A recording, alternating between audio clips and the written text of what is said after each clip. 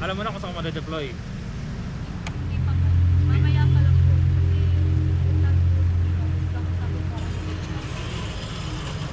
Kasi, teka lang.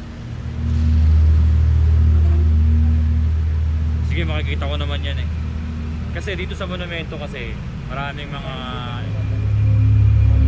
scam na company dyan. Ha?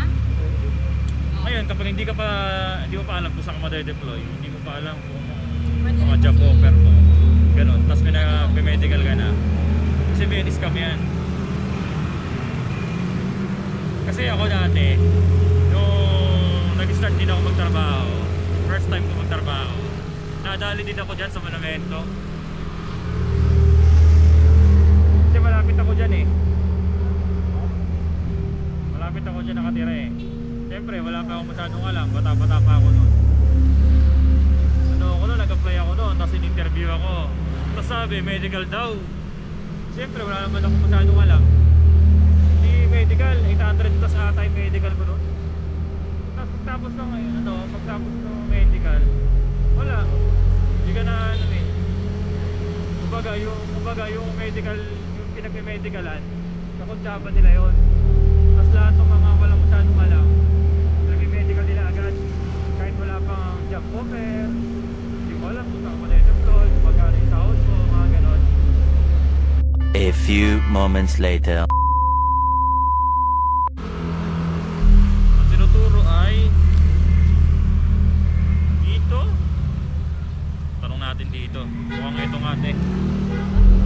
Mukhang dito, tanong natin. Sir, agency ba to? Agency? Ito? Hindi. Liberty House eh. Ha? Liberty House. Ah, saan ka? Liberty House. Apo, Ano kailangan? papasok po naman. Wala yung sar ngayon. Kayo, Caloocan din. Caloocan din yan.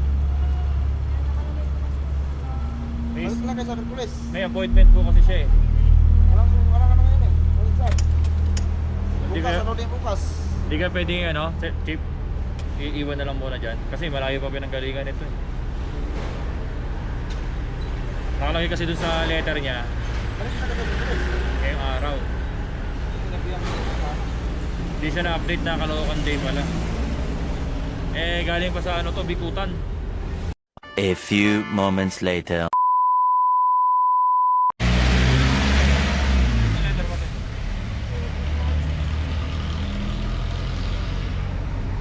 Dito daw yung pasa.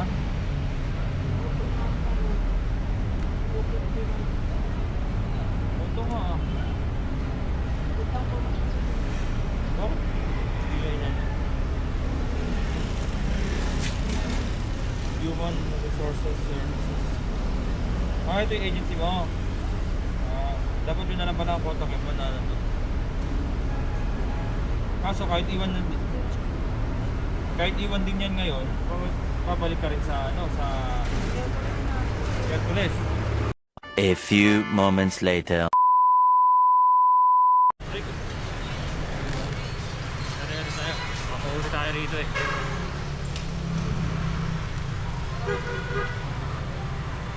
Op! Yeah! Ibaba mo na. Op! Ito ka tayo, mga sagasaka dyan. Maganda eh.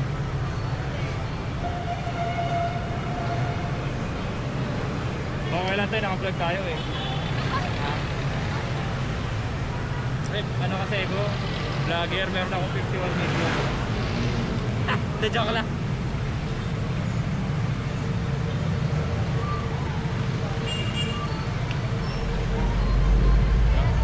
Nakikita mo kung paano ka nag-apply, diba? Pinagdaanan mo, nakikita mo. Thank you po. Thank you tayo. Ingat.